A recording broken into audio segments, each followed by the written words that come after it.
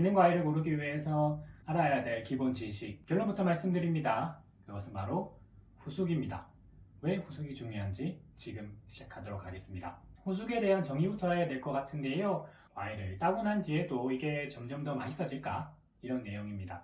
후숙이 된다면 점점 더 맛있어질 거고요. 후숙이 되지 않는다면 점점점 썩어가게 될 것입니다. 후숙을 조금 더 사전적인 정의에 가깝게 표현을 하자고 하면요. 따고 난 뒤에 과일에서부터 에틸렌가스가 나오게 되고 그 가스가 어떤 화학적인 작용을 해서 녹말이 당으로 분해가 되고 맛있는 향기가 나며 색깔이 조금 더 농후한 색깔로 바뀌고 부드러워진다 입니다. 이렇게 방금 설명해드린 일련된 사항을 전부 다 해야지 우리가 후숙이 된다 이렇게 표현을 하고 있습니다. 그렇기 때문에 이 중에서 일부분만 된다고 하면은 후숙이 안 된다라고 표현하는 게 훨씬 더 맞게 됩니다. 특히 가장 헷갈리는 것이 파인애플인데요. 파인애플은 내가 마트에서 파인애플을 사서 오면 초록색 파인애플이 점점 노랗게 변하면서 점점 부드러워지고 그 다음에 향기도 점점 더 달콤한 향기가 나게 되는데요. 그래서 사람들은 헷갈리기 쉽습니다. 파인애플은 후숙이 되니까 집에서 조금 더 놔두면 더 맛이 있어질 것이다 라고 하는데 한 번 더 고려해 봐야 될 사항입니다. 결론은 못 믿으시겠지만 후숙이 잘 되지 않는다는 뜻입니다. 그게 진짜인지 한번 구글에서 확인을 해보도록 하겠습니다.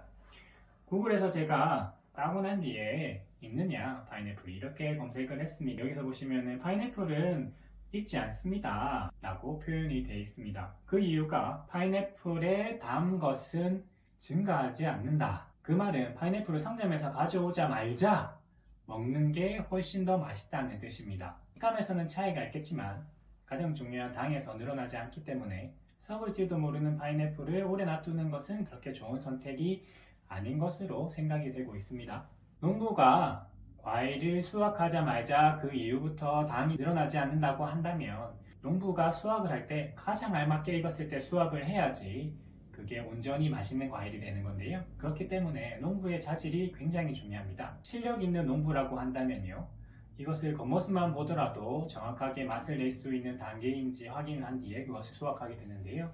이게 약간 조금 미숙한 농부라고 하면 맛이 없을 때 수확을 하게 되는데 그렇게 되면 이게 그 후에도 익지 않기 때문에 농부의 자질이 굉장히 중요합니다. 바나나 같은 경우에는 정말 후숙이 잘 되는 과일이죠. 이런 것들은 비교적 농부의 자질이 높지 않아도 맛있는 과일을 만들 수가 있죠. 왜냐하면 제가 덜 익은 과일을 가져와서 맛있게 익혀 먹으면 되기 때문입니다. 그렇기 때문에 후숙이 되는 과일인지 안 되는 과일인지 알고 있는 것이 정말 중요한 하나의 지식인데요.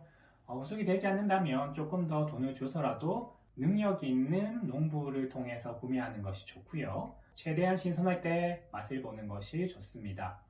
그리고 만약에 후숙이 잘 되는 과일이라고 한다면 가성비 있는 가격으로 사서요. 맛있게 익혀 드시면 될 것 같습니다. 그래서 제가 후숙이 되는 과일과 안 되는 과일을 조금 소개해 드릴 텐데요. 한번 보도록 하겠습니다. 쉽습니다. 구글에서 리프 애프터 피킹이라고 치셔도 되고요. 이렇게 하면 많은 관련된 자료들이 있는데요. 그 중에서 이게 책으로 발간된 것을 하나 보도록 하겠습니다.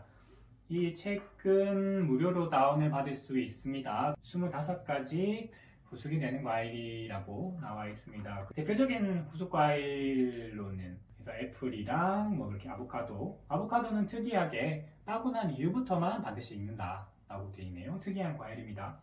그리고 여기 잘 알고 있던 바나나도 있고요. 키위, 그 다음에 망고, 파파야, 숭아도 있고요. 토마토도 있습니다. 토마토도 후숙이 잘 되는 과일이죠.